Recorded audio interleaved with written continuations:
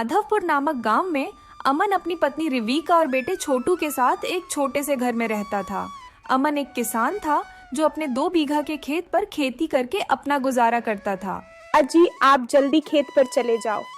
आज आपको खेत में फसल भी लगानी है। वह क्या है ना, गर्मी भी बहुत ज्यादा पड़ रही है। आप ज्यादा दोपहरी में काम करोगे तो बीमार पड़ जाओगे।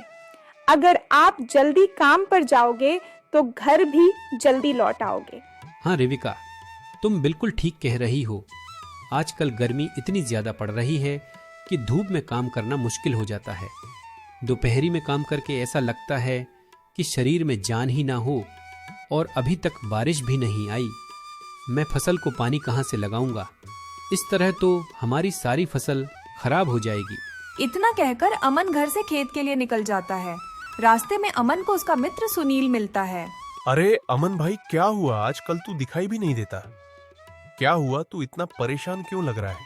सुनील यार, तुझे तो पता ही है, अब की बार बारिश नहीं हुई, जिसकी वजह से फसल को पानी नहीं मिल रहा। सारी फसल दिन प्रतिदिन सूखती जा रही है। इसी बात को लेकर बहुत ही चिंता में हूँ। इस तरह तो मेरी सारी फसल खराब हो जाएगी। अगर मेरी सारी फसल खराब हो गई तो हमारा घर कैसे चलेगा? मेरे पास तो कुछ और काम भी नहीं है जिसे मैं करके अपना घर चला सकूं। भाई तू कह तो सही रहा है। अब की बार बारिश ना आने की वजह से खेतों की सिंचाई भी नहीं हो पाई, लेकिन हम इसमें कर भी कुछ नहीं सकते। भाई चल ठीक है। अमन भाई, तू खेत पहुंचकर काम शुरू कर। मैं थोड़ी देर में आता हूं। मुझे घर थोड़ा काम सा है, मैं उसे निपटा कर आता हूं। ठीक है, तू होकर आ, मैं खेत पहुंचता हूँ। 2 घंटे के अंदर अमन खेतों का सारा काम कर देता है। चलो, यह काम तो हो गया। अब खेतों में पानी डालना है। पानी वाला ही काम मुझे सबसे मुश्किल लग रहा है।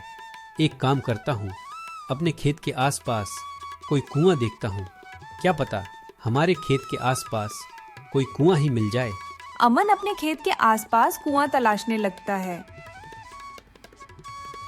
कुछ देर बाद बीच जंगल में उसे एक कुआं दिखाई देता है। अरे हाँ, लगता है कि यह कुआं काफी वर्षों पुराना है। इसका पानी पीकर देखता हूँ। जैसे ही अमन कुएं पर पानी पीने जाता है, वैसे ही पीछे से एक आदमी की आवाज आती है। अरे अरे ओ भाई, रुको। तुम इस कुएं का पानी नहीं पी सकते हो। यह मेरा कुआं है।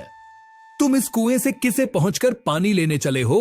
अच्छा सेठ जी, यह कुआं आपका है, पर सेठ जी मुझे थोड़ा नहीं बहुत पानी चाहिए, क्योंकि मुझे अपने खेतों में पानी लगाना है। क्या मैं आपके कुएं से पानी ले सकता हूँ? अरे अरे, मैं तुम्हें पानी क्यों दूं? पानी क्या फ्री बट रहा है तुम्हें? चाहे जो भी करना हो, मैं पानी नहीं दूंगा। अगर तुम्हें पानी चाहिए तो तुम इस कुएं को ही खरीद लो। अरे भाई, लेकिन मैं इस कुएं का क्या करूंगा? मुझे तो बस एक दिन के लिए ही कुआं चाहिए। तुम मुझे अपने कुएं को किराए पर दे दो। मैं तुम्हें पूरे पैसे दे दूंगा, जितने भी आपके बनेंगे।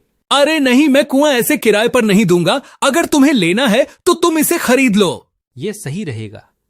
मैं इस कुएं को खरीद लेता हूं। पानी ले जाने में आसानी हो जाएगी। वैसे भी यह कुआं मेरे खेत के बहुत करीब है। अगर मैंने इस कुएं को खरीद लिया तो मुझे बारिश का भी इंतजार नहीं करना होगा। वैसे भी बारिश कभी भी टाइम पर नहीं आती, जिसकी वजह से मेरी सारी फसल खराब हो जाती है। सेठ जी, वैसे इस कुएं की कीमत क्या है? तुम मुझे अच्छे आदमी दिखते हो, इसीलिए यह कुआं मैं तुम्हें सिर्फ 5,000 में ही दे दूंगा। अरे सेठ जी, 5,000 का कुआं? लेकिन इतने पैसे तो मेरे पास नहीं है। 4,000 दे सकता हूं मैं इस कुएं के, क्योंकि मेरे पास इतने पैसे नहीं हैं। मुझे यह पैसे भी उधार लेने होंगे किसी से। अच्छा ठीक है, मगर कब दोगे पैसे? सेठ जी, मुझे 3 दिन का समय दो। मैं तीसरे दिन तुमसे यह कुआं खरीद लूंगा, ठीक है? फिर अमन अपने घर चला जाता है और अपनी पत्नी से सारी बातें बता देता है। अजी, क्या 4,000 का कुआं, इतना महंगा कुआं? इतने में तो आप कोई व्यापार कर सकते हो। और तुम पैसे कहाँ से लाओगे? हमारे पास तो इतने पैसे भी नहीं है। अरे रिविका, मुझे कुछ काम भी नहीं आता सिवाय खेती के। अब हम अपने खेत को भी तो यूं ही नहीं छोड़ सकते। कुआं खरीदने के बाद कम से कम हमें बारिश पर निर्भर भी नहीं रहना होगा, जिससे हम अपनी फसल को अच्छी तरह से पानी लगा सकते हैं। और रही पैसे की बात, मैं अपने दोस्त सुनील से जाकर कुछ पैसे उधार ले जाऊंगा। अजी आपको जैसा सही लगे आप वैसा ही करो, लेकिन जो भी करो सोच समझ कर करना, कहीं हम किसी मुसीबत में ना फंस जाएं। अरे रिविका, तुम तो बेफजूल ही घबराती हो। हम किसी परेशानी में नहीं फंसेगे।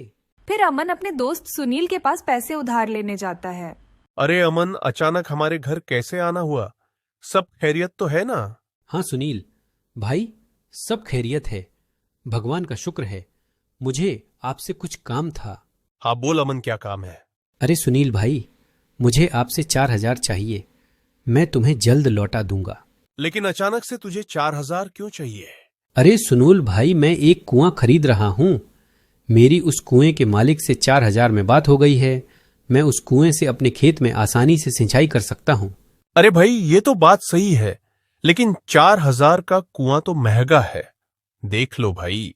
सुनील भाई, महंगा तो है, लेकिन वह कुआं हमारे खेत के पास भी है और मुझे उस कुएं से सिंचाई करने में ज्यादा मेहनत भी नहीं करनी होगी।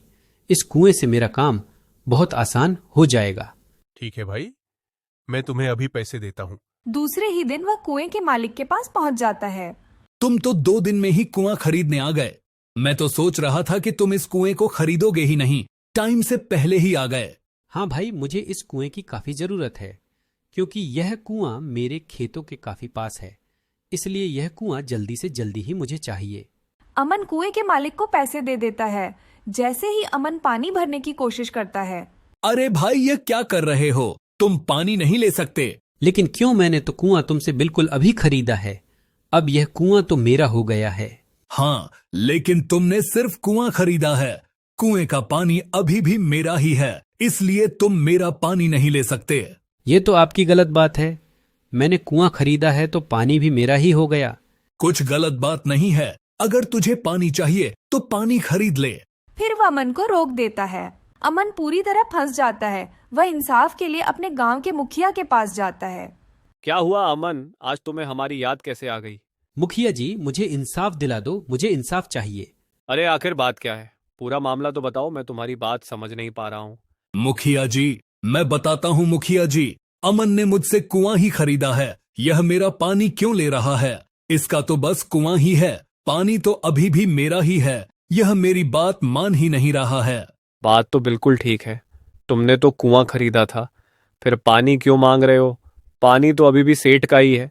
अरे मुखिया जी, वही तो मैं भी इसे समझा रहा हूँ, यह मेरी बात मान ही नहीं रहा है।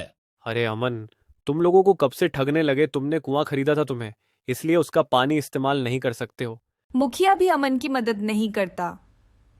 वह उदास होकर अपने दोस्त के पास पहुंचता है और सुनील को सारी बात बता देता है। ये बात तो बहुत गलत है, वो उस सेठ ने तुम्हें ठग लिया है। भाई, अब मैं क्या करूं? अब बस तुम ही मेरी मदद कर सकते हो। ठीक है भाई, हम कल मुखिया जी के पास चलेंगे। तुम उदास मत हो, सब ठीक हो जाएगा। तू चिंता मत कर। ऐसे लोग को कैसे सबक सिखाया जाता है, मैं अच्छी तरह जानता हूं। अगले दिन अमन और सुनील मुखिया के घर पहुंचते हैं। मैंने अपना फैसला सुना दिया है, अब फिर से यहाँ क्यों आए हो? अरे रुकिए मुखिया जी, मैं भी कुछ कहना चाहता हूं। ठीक है, तुम भी अपनी बात रख सकते हो। सेठ जी, तुम्हारे कहने का मतलब है कि अमन ने सिर्फ कुआं खरीदा है, उसका पानी नहीं? हाँ, यही बात है। इसने सिर्फ कुआं खरीदा है, पानी अभी भी मेरा है। तो इसका मतलब कुएं का मालिक अमन है और पानी का मालिक तुम हो, यही बात है ना? हाँ भाई, तो तुम मुझे ये बताओ कि अमन के कुएं में तुम्हारा पानी क्या कर रहा है? अगर तुम्हें पानी चाहिए तो कुएं से निकाल लो और कामिल को कुआं दे दो। इसमें अमन की तो कोई गलती नहीं है। तुम सही कह रहे हो सुनील, ये तो मैंने सोचा ही नहीं। मैंने अमन को बिना सोचे समझे गलत साबित कर दिया। मुखिया जी, अगर सेठ का पानी अमन के कुएं में है तो इसमें अमन की कोई गलती नहीं है। वह अपना पानी निकाल सकता है। वो उसकी गलती है कि अमन के कुएं में उसका पानी है। हाँ किशोर, एक काम करो, तुम जल्द अमन के कुएं से पानी निकाल लो। अब किशोर सेठ अपने ही जाल में फंस गया। हाँ, मुझे मेरा कुआं चाहिए, पानी तुम ही रख लो।